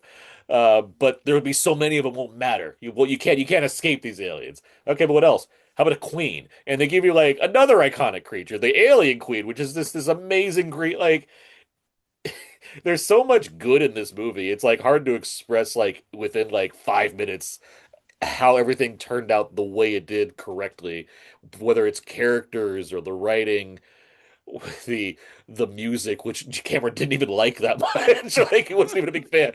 You know who did like it? Every single trailer Every studio trailer, ever for like a decade. To his chagrin, everyone liked it more than him because he didn't work with Porter until Titanic, right? Like he was like, no, I'm not doing that again. I'm gonna do something else. So then he's like, fine, your Braveheart score is okay. I guess I'll bring you back. And then Porter's like, and he makes another iconic score for Titanic, like and even more iconic score. But like every choice here that he makes works. Every story choice. You could argue this might be one of his best scripts. Like it's so tight and like it's not. It's so like functional with like even like the dialogue all like this feels like it feels like the Cameron movie that's like you can't make fun of this one in the same way you can make fun of other Cameron movies. Like something about this works because of I don't know the genre it's in or what it's doing or how precise it is. It just feels like it's so put together in a way that even the Terminators could get memed to hell. This one gets memed to hell too, but like for like usually for good reason, just because like the lines are so like fucking cool in this movie. Like it's great. I'll wrap up and stuff, but like there's so many just like amazing pieces of work throughout this thing. The one I was trying to find like one flaw in this movie, and like the only thing I could like kind of get to is the second they talk about how this planet has no problems, it suddenly has problems when Ripley wakes up, and it's like, well, that's convenient. Yeah. Like, they had a whole terraforming situation going on there, and everything was completely perfect. Ripley wakes up once, and I'm like, no, now there are aliens there. It's like maybe that's just fate. Maybe there's something else we're not tapping into yet. Maybe it's AWA. I don't know. But no, this movie's it's utterly perfect. I mean, it's this is like I'm trying to think of like what else do we have this summer that tops this movie? Like this is so like good in every way. I mean, it's no Cobra. The there Few things, his insert shots are amazing. To just think of like these little details, the way he uses his characters, like supporting characters, and you have all these great bits that like movies just don't do anymore. The way you react to and you remember these bits. You remember that like Vasquez and Gorman, two characters that do not get along and have very little scenes together, but they're about to die, and it's not just like, yeah, grenade, cool. It's like they both clutch a grenade and close their eyes together, and you feel the pain there. It's like you barely know these people, but it's like it's so impactful. It's ridiculous. Like this movie just rules in every like aspect of what you can do with a sci-fi action movie. It's great. So. Yeah. I mean, this is a rare movie of this nature that, sure, people will argue whether they like it better than Alien. They're sure, both 5-star fucking movies. Well, yeah, you know, I mean, like, people will doing? argue which cut they prefer, the director's cut or the theatrical cut. But I don't know anyone of sound mind, so to speak, that doesn't at least think this movie is very good. Honestly, my only nitpick with it, and this is a very minor thing, is the thing you mentioned, which I sort of chalked it up to maybe they weren't talking to the outpost as much as they should be, and maybe this has been going on for ages. They just weren't paying attention. Whatever, who cares? The other thing is, like, I think in a weird way, I wish more of the murders were on screen, especially certain characters like Paul Reiser's. That's a character that you want to see him get his ass kicked. Like, cut that. Some of it you kind of figure his Yeah. fate, but it's a deleted scene. Yeah. But again, that's not even a flaw. That's just a personal preference. Because yeah, most of the original, the first three Alien movies aren't exactly bloodbaths. Resurrection is, which is one of the reasons I enjoy it. But whatever. Three's a pretty big bloodbath. I don't know. This guy three's really nihilistic and mean. I mean, Yeah. I'm sorry. Three's really Three's a nihilistic and nasty mean. movie. It's Yeah. really nasty. Yeah. Well, no, but I mean, it's anyway. Maybe I was watching. Should have No, watched Dead but I Alive don't first. just like with Aliens. I think it's more that's Cameron, right? He's not Yeah. like he's not a vicious guy, right? It's No. like and like it's an R-rated movie, but it's like a heavy PG-13. Not like it's an R-rated movie you can watch with your kids at a sleepover if they all know what they're in for, which is part of the appeal. Rewatching this here and there or whatever, I love the fact that it's probably the purest distillation of what I consider sort of the James Cameron sequel movie, which is that you have the traumatized survivor of the first film who gets a chance at, relatively speaking, redemption by willfully plunging into the baptism of fire to where now the threat is everywhere as opposed to someone isolated, and they come out somewhat cleansed, morally, sometimes psychologically healed, and that is sort of their reward. And obviously, Rambo Part 2, Terminator 2, I only don't think he's, I mean, after I saw, I'm sorry? Titanic 2. Yes, of course, Titanic 2. False truths. What was that? False truths. And when I first saw Way of Water, I was wondering if long term he was sort of playing out that arc with Kittredge. I don't think he is, and that's fine. It was just something that I was sort of watching for the first time around. Or maybe he'll pivot back to Stephen part Lang's 4. character, because I already tried. Yeah. Mm-hmm. Okay. Kittredge is from Mission Impossible, I believe. Yeah. Porridge or whatever. You know what I mean. Porridge, yeah. Porridge, yeah. Did he do it in Piranha 2, Scott? Yes, Yeah, but it's still okay. bad. No, and I've said this a lot, but I always say half jokingly that like James Cameron kind of ruined Hollywood because he became so good at making all-time classic masterpiece sequels to what were supposed to be like one and done B movies that he basically convinced all of Hollywood that like every vaguely successful or where-like genre film was a future giant franchise in the making. He's like, no. It was just James Cameron being James fucking Cameron. And again, I like Rambo First Blood Part 2 quite a bit. And even if he says, the actions in mind, the politics are Stallone, which is probably true, but still, as a story, I mean, that's Terminator 2, that's Aliens. And it's such a wonderfully, I don't want to say simple, but it's such an obvious, that is where we could go with this. And it would make sense. Really? I don't like. I get that the result is that, but I wouldn't necessarily think after watching the First Blood being like, he should probably kill like 1,700 more people in the next movie. I'd probably think in more. Retrospect, I'd probably think more. I hope this guy gets the help he needs and becomes like a line cook at a restaurant or something. Well, then there I wouldn't be a think, sequel. But if you're going to make a sequel to First Blood Part 2, I the mean, idea like is, maybe, someone like what robs can he him do? he like helps a nice person from a taxi cab robbery or something. I don't know. Or he gets to avenge his own defeat in the Vietnam War in a mission that is entirely just, unlike the actual Vietnam War, because come what may, he's rescuing POWs. So maybe he beat a bunch of angry Republicans. I don't know. Like, there's other ways you can do this. Well, that was supposed to be the one where he went after the militias. I understand what you're saying, Scott. Yeah. Just like, I don't think the natural bridge from First Blood for the ending of that movie is, and then he murders everybody. Unless you're talking about the book. Oh, yeah. Fair enough. If it's the book, sure. Well, we're getting an I Am Legend sequel based on the deleted ending, so is that really that much of a stretch? I look forward to I'll believe that when we see it. But no, I mean, yes, you're right. I mean, logically speaking, a movie like First Blood should not have a sequel anyway, so it's irrelevant. But because Cameron was able to take these films that should have been one and done, and in some ways, I mean, you could even argue that, like, in the same way that people complain, like, oh, this was this, haunted house horror film, but now it's this big muscular action adventure blockbuster. Oh, it's so, selling out or whatever. Or even, obviously Rambo would be a better example of that, where it's this thoughtful, mournful, exciting, but dramatic story about a traumatized Vietnam veteran. Like, oh, for the sequels, it'll be the biggest fucking action movie ever made. But he pulls it off. And the problem is he convinced Hollywood that anyone could pull that off, and they can't. That being said, back to this movie, the one thing that always sticks out about it is how patient it is. Yes. This is a 2-hour, 15-minute movie. We don't start seeing carnage, if you want to call it that, until pretty much the hour mark. But yet the movie is never boring. It's never anything less than engrossing. It's never anything less than exciting.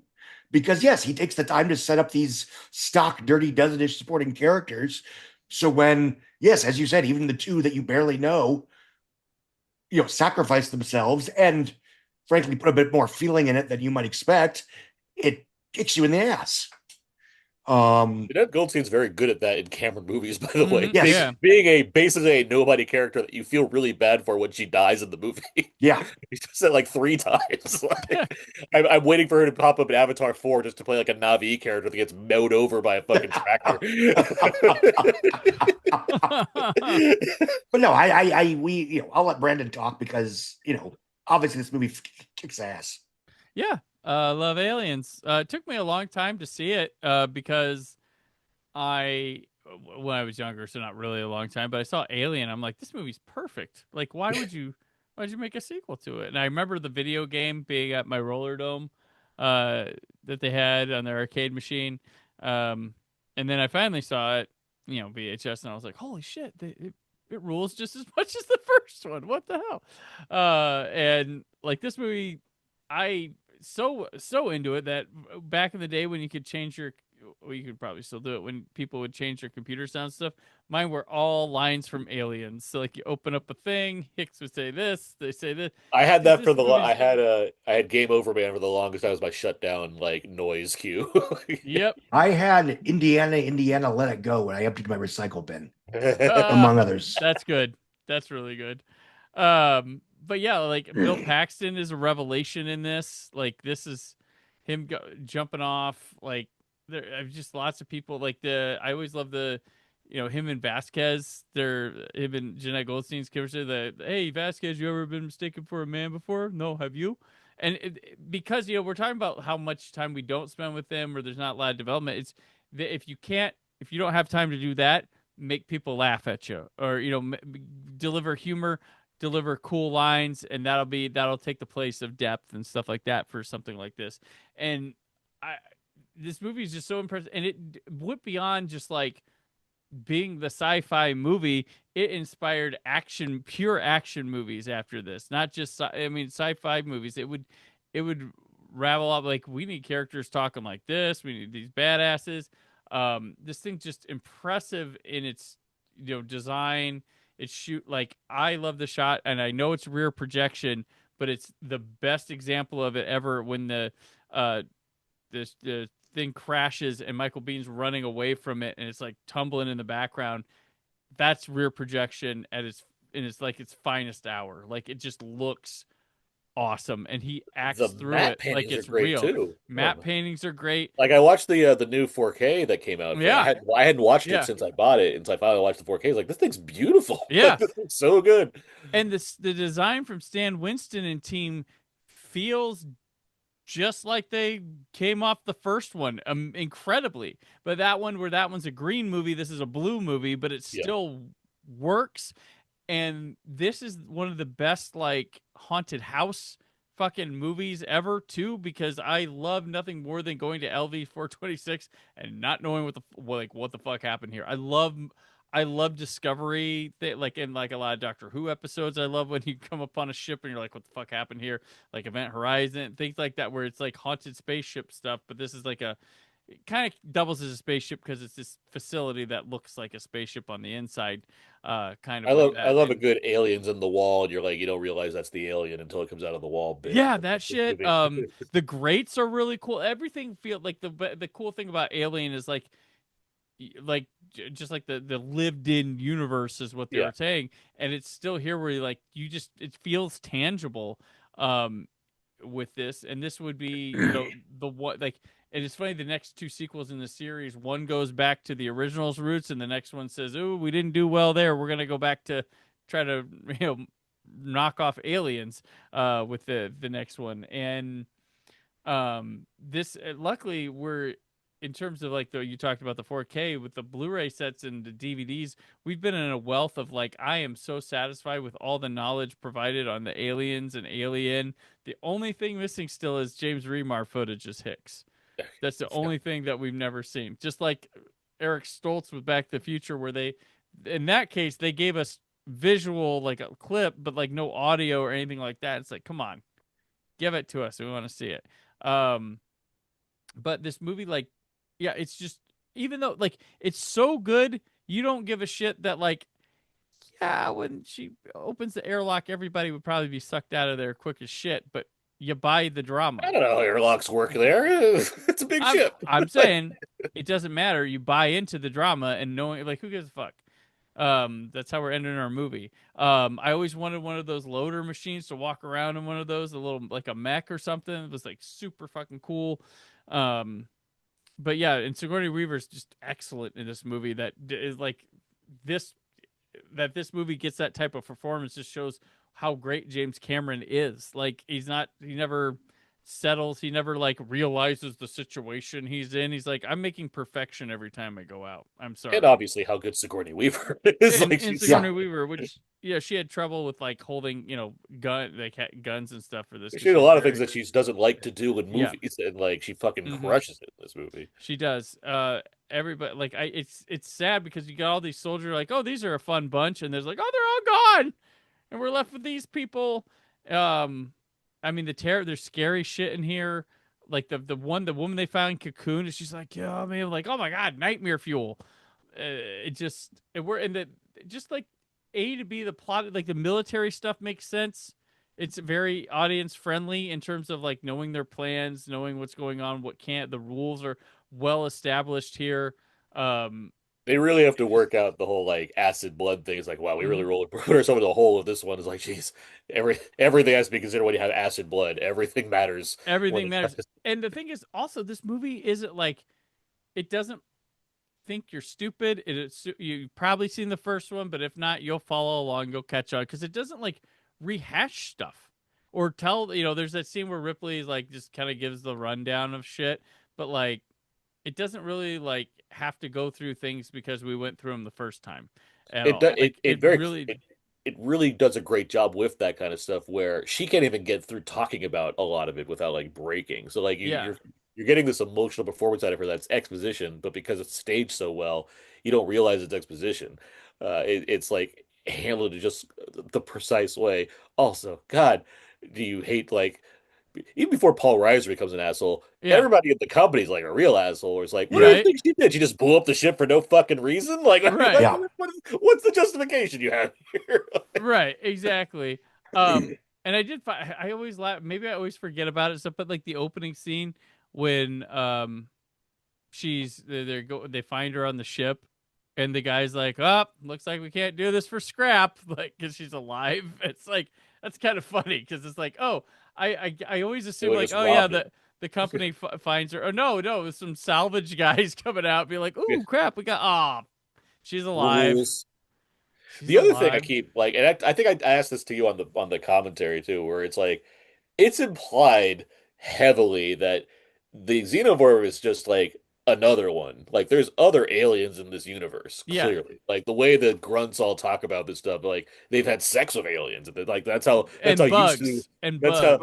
used to like the idea of other life there is out there. Like there's a lot of other kinds of species, and obviously the Youches are always around somewhere. We can't forget about that.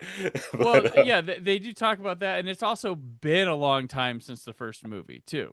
So there's that as well. And she never gets to go home. She gets picked up by a space station and then shipped right back to where Ripley she came. Famously never on Earth in this series. Yes. And when she got to Earth, we stopped following her. Well, she, like, a version of her got to Earth, we stopped following. Lance Henriksen great in this movie too. Oh yeah, he's so good. He's so good. This was his breakout pretty much for because he was in Terminator, but no one remembers him. Terminator, and the knife scene with the people at school would always want to like do that. It's like him warming through that so hole. Many fingers. That's the thing I always think of him. He's worming his way through that hole. Well, you know, it's funny because Cameron wanted him to play the Terminator, and then he eventually got him to play a robot. So there you go. It worked Also, out. great. I love any movie that has a surprise fourth act. I'm all for. So like when Yeah. when they're and I love how I always forget how quick it is too. So you don't like it's not like if you were in the theater watching this, you would be like I wonder why they're spending so much time at this. It's like no, it happens pretty quick once they're away from the planet Mhm. and the queen comes back out. So it's not like there's a lot of time that like tips the hand is like oh there's still plenty more movie. No, it like happens pretty quickly. To be like oh shit, this thing's still there. We gotta get rid of this thing. I will say one of my highlights of when I lived in Los Angeles was going to the ArcLight and watching an original print of Aliens on a random night, and it sold out fast. Like I couldn't get tickets to Alien because I was buying my tickets to Aliens, and it was just the crowd was great, and it was just it was awesome. I think this is what Like, I've seen a lot in like repertory theaters and like screenings and stuff. Yeah. There was like I saw one where Sigourney and and Cameron and most of the cast was there to watch Okay. it too, which is like great. I did see a 35 millimeter print of Aliens. I did like at the Art Craft Theater that we have here, and the funny thing was it had the Burke scene in it. It was the director's cut in 35. I was like, what? Oh, neat. I was watching. I was like, whoa, okay, we're showing this. All right. I do think, without getting navel gazy, when I watched this movie when I was a kid, 10, 11, whatever, and it's like when people talk about the politics of the Avatar movies, it's like it's the exact same politics in Aliens. We just weren't bags 40 years ago. Yeah. Like this was like normal storytelling. Mm-hmm. Corporate dicks are bad. Regular working schlubs are good. End of story. Well, and yet Cameron's a master at like universal dialogue, like that just transcends because some people, the snobby assholes on your Twitters and shit will get on him about dialogue or story stuff. But I'm like, this guy is the master of global storytelling, like universal global storytelling that transcends from the film snob to the average Joe to India to Russia to Australia to if there's a person who's the king of doing that, it's James Cameron. Absolutely, that's why he has multiple billion-dollar franchises. If I guarantee you, if his characters weren't blue in Avatar, there'd be so much less eye rolling when it comes to those movies. Right. That's honestly the only thing I can think of as to why it hits certain people so hard. Is they have to have some kind of aversion to it because the dialogue in those movies is so much action movie shit that's would be awesome if anybody else said it, but because it's a blue character, it's weird. There's so much oorah nonsense that's in this movie as well. That's in Avatar. Yeah. Literally, it's a grunt as an Avatar as a Navi. It's the same. And I love in the third movie where when Portraits shows up to capture him, and he basically code switches and starts talking like a grunt again. Yeah, and it's hilarious. Great. The core stuff is amazing. You'll die so a lot. much action movie shit in that movie. Yeah. Oh my god, it's ridiculous. And Brandon, exactly. That's his magic trick. He makes movies for the world, and they respond over and over and over again. Yeah. Every time you bet against Cameron, ever since what was it? True Lies was the first one you bet against Cameron, and I think even Terminator 2 had some doubt because it was so expensive. Yeah, Terminator 2 was first. Sorry about that. And to be fair, he had come off The Abyss, which was not a huge success. Right. These things happen. I'd argue he's not met with the same skepticism, but I'd argue Nolan is very similar in that regard too. He makes movies that are very universally appealing as far as how they're written, no matter how seemingly complex they could be. The way characters talk in his movies has a very similar vibe to what Cameron's doing. And I think don't it's think worth, it's by accident either. Yeah, we tend to talk about Nolan in terms of his plots, but he also writes really memorable dialogue. Yeah, I mean, offhand, you wouldn't think a movie like The Dark Knight would have a shit ton of quotable lines by random characters who aren't the Joker. Yeah, but exactly. There's a shit ton of really quotable lines in that Enough movie. Some from of them are the silly. clown. Yeah. Some of them are silly and campy. Things are worse than ever. Yeah, no more good that cop. shit. The same with Cameron, which is there is a tendency to make fun of his dialogue, right or wrong, But I think part of his appeal is just he's incredibly good at the plotting thing. And that's an underrated thing. When we've too many people think of scripts and screenplays, they think of quotable dialogue and quips and whatever. And that's a value, obviously. But to use an obvious example, Joss Whedon's script for the Avengers isn't good just because of the quips. It's because the plotting works. Yeah. I mean, you're saying this, and I agree with you, but at the same time, Cameron also has some of those quotable movies of all time. Yes. It's ridiculous. Well, yeah. I was saying yes, and. Yeah. Yeah. No, Cameron's got a elite, limited and elite filmography. It's just crazy, and this is just the beginning where we're at here. Like, it's his second book, or it's his third movie. I mean, because he was given First Blood Part 2 and this, and it was like, all right, you can write one, and you can write both, but you can only direct one, and this, I think, you made the right choice, I think. But that's a weird split fork of the road moment. I mean, I can't even. I mean, can you imagine what First Blood Part 2 is with Cameron? I think story-wise, they're probably very similar because. Yeah, I think the only change is he probably doesn't get to make the Abyss and just goes straight to Terminator 2. I think that's probably it when it comes to what happens. Right. Well, at least Stallone doesn't have to ghost direct Rambo 2, so that's there you go. Yeah. Poor Cosmatos. Right. So yeah, this movie fucking rules. Like I never this is a movie I've seen a billion times, and every time it flies by. It's just like, wow. It flies by, but like the emotions it's going for never get old to me. No. Like I'm feeling the things that I felt when I first saw this movie still. And you mentioned like the deep, like, how Spielberg famously doesn't like do very much in-depth stuff when it comes to his home releases, right? He likes to preserve the magic. A number of certain directors do that. Right. He very famously he doesn't do commentary track. He doesn't like doing any of that. Where these Alien films, all of them, as you said, have these elaborate, spectacular Blu-ray sets, DVD sets originally, the quadrilogy, where you have all the making of stuff and multiple commentary. I know this movie inside and out. This and Alien and Alien 3. You know everything about these movies. I know how they were made, all the stuff.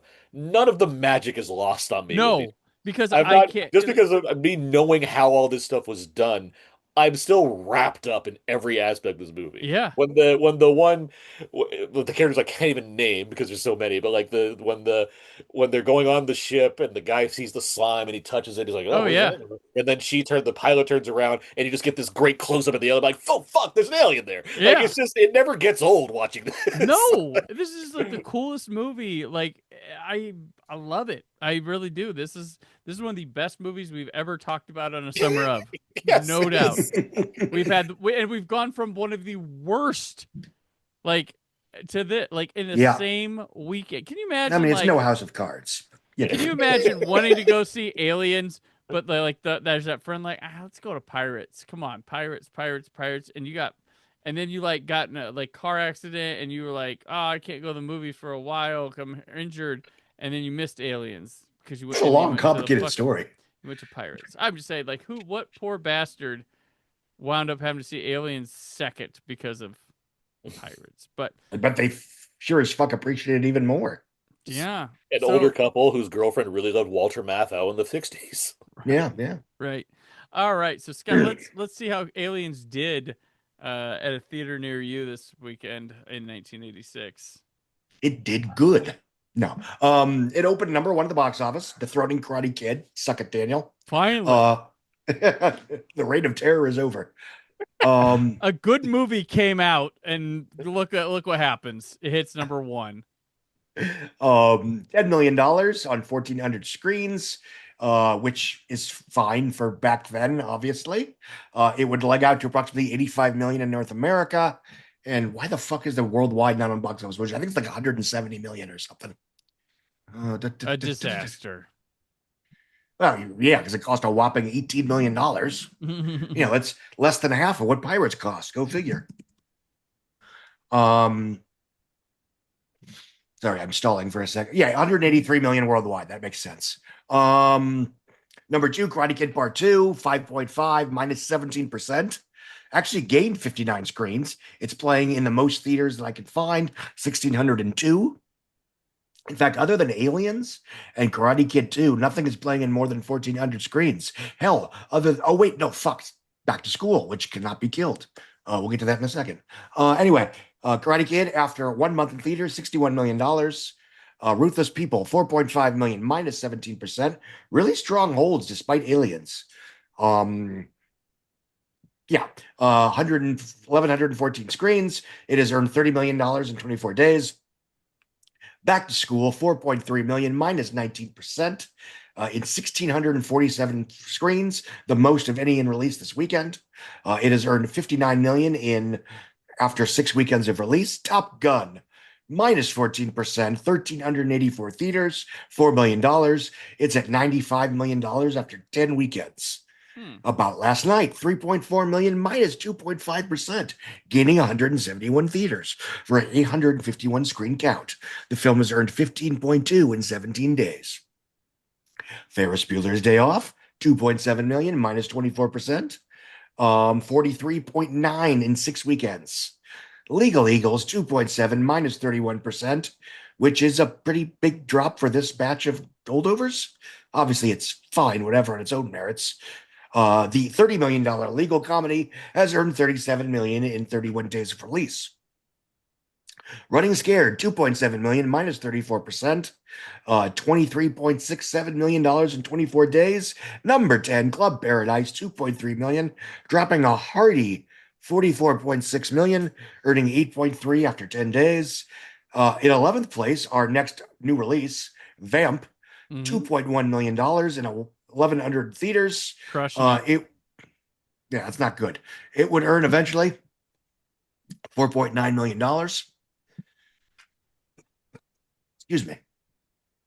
12th place, Great Mouse Detective, 2.1 million, minus 37%, 15 million in 17 days, dropping a brutal, especially for 1986, 60% in weekend 2. Psycho 2, $1 million, loses 612 screens. Jesus, that's unusual. They're done. Did every screen for Alien get taken by... Sorry, let me reverse that. Did every one of Psycho's screens get stolen by aliens? Anyway, 11.7 million in 17 days. And in 14th place, that's right, Pirates, earning $1 million, 1,100 screens for a $1 million opening weekend.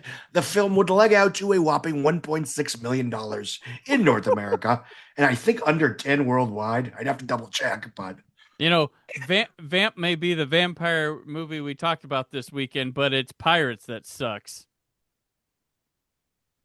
Harsh. Fair, but harsh. I assume we do not have weekend numbers for Sincerely Charlotte. Nope. Which made like $10, I'm sure. Nothing against the movie, but it's a French movie from last year. And that looks like a wrap. All right.